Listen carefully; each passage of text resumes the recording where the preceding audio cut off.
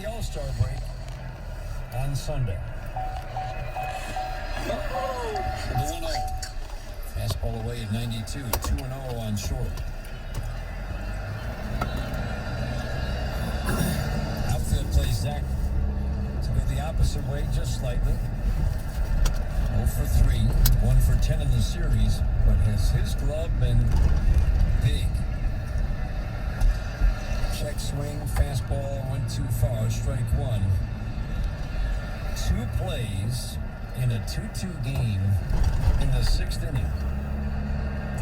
Took 2 hits away from the Texas Rangers and ended up being a routine inning for Kyle Funkhauser, the 2-1.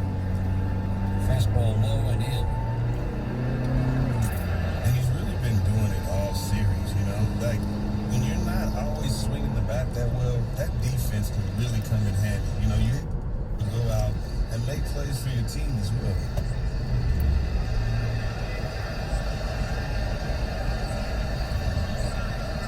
Great plate discipline. Even with a swing and miss in his game, he'll make Hearn throw him a strike here. 3-1 in the dirt. Austin, let's go back to that play that he made running out to center field, because it's one of the things the Tigers are working on with Akil Baddoo.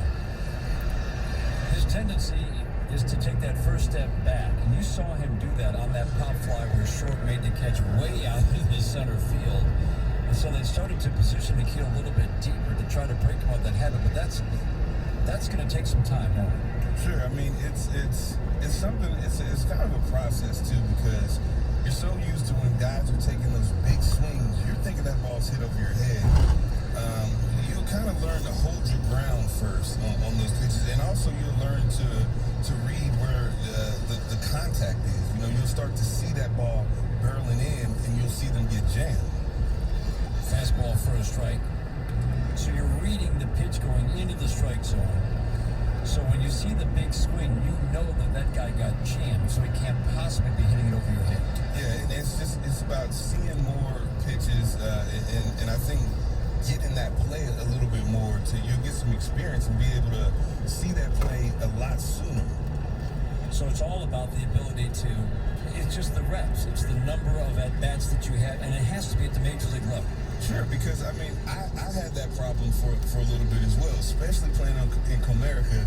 The last thing you want is that ball getting hit over your head, so you take that step kind of as a safety measure, right, and then you would come in.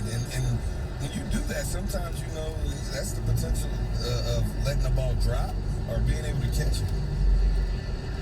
So that's a sign of someone who's probably more comfortable going back and coming in. And he always wants to be able to go back to get that ball over the head. Exactly. You looked you'd like to play pretty aggressively shallow, didn't you? I did, but I was comfortable in it. Swing and a miss. Castro at the plate behind 0-2 on the lefty.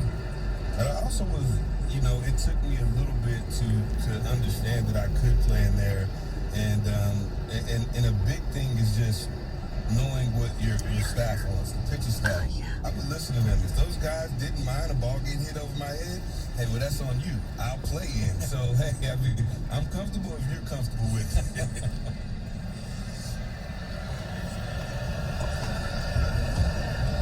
The 0-2.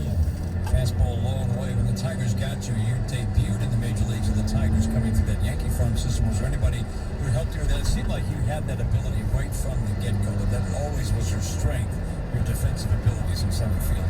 That was something that was worked on so much at the minor league level. Each level I went to, especially going into spring training, there was so much outfield work that we did early. 1-2 was outside, 2-2. And that's what I believe helped me. I was always, able to play defense, but learning some of the little things, like we had Mitch talked about earlier about sunballs. Like, I wasn't that comfortable with that, but when you have to get out there day after day after day without sunglasses on and figure out that's how you learn. You're going to learn. You're going to learn that you're going to get hit in the face. The 2-2. Check swing. Did he go? Appeal to third. Yes, he did. Strikeout of Harold Castro. So we talk about that all the time, that Al Kaline felt like you should never lose a ball in the sun. you felt the same way because of the drills that you did to figure out a way. Yeah, I mean, it was something that I wouldn't say that I was necessarily comfortable with playing a ball out of the sun with no sunglasses on. It doesn't sound right, but it teaches you to put your body in position. And just that type of fundamentally sound work that we did early, almost every day. So as the sun is rising in Florida, they'd be hitting you fly balls right into that sun. Or they'd bring the machine out just with a big bucket. And fly ball after fly ball, looking into that rising morning sun in Florida. Until no balls dropped. I mean, everybody had to catch the balls. If a ball dropped, we'd start over. We'd start the whole round over. It's a good way to learn, though, honestly.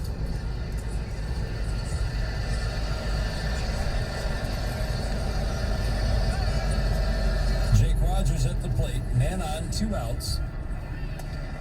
Fastball strike, inner half of the walked last time up. Ground ball single.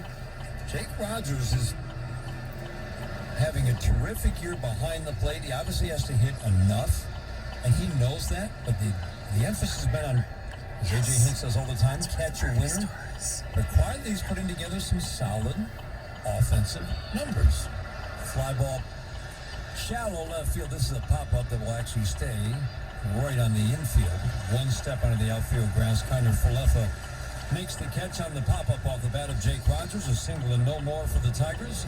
We go to the bottom of the 8th inning. Tigers trying to take this series in Texas. They've got a 5-2 lead. This is the home of Detroit Tigers baseball.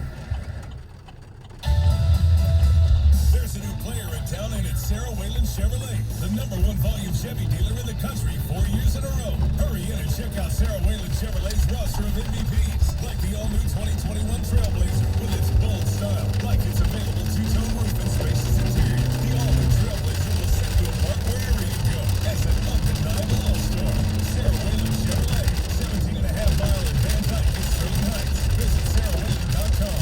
Find new roads. When it comes to Coney Island restaurants, why not make it National Coney Island? They're a locally owned and operated company that's been in business in the Detroit area since 1965. We can talk about their award-winning Coney dogs and chili sauce, or even their signature honey sandwich. But if you've been there before, you know they have a wide variety of burgers, sandwiches, salads, and of course, breakfast all day. It's good value, but most importantly, it's all made fresh to order. And they pride themselves on fast and friendly service. Stop into your neck. Hello. Good morning. What's happening?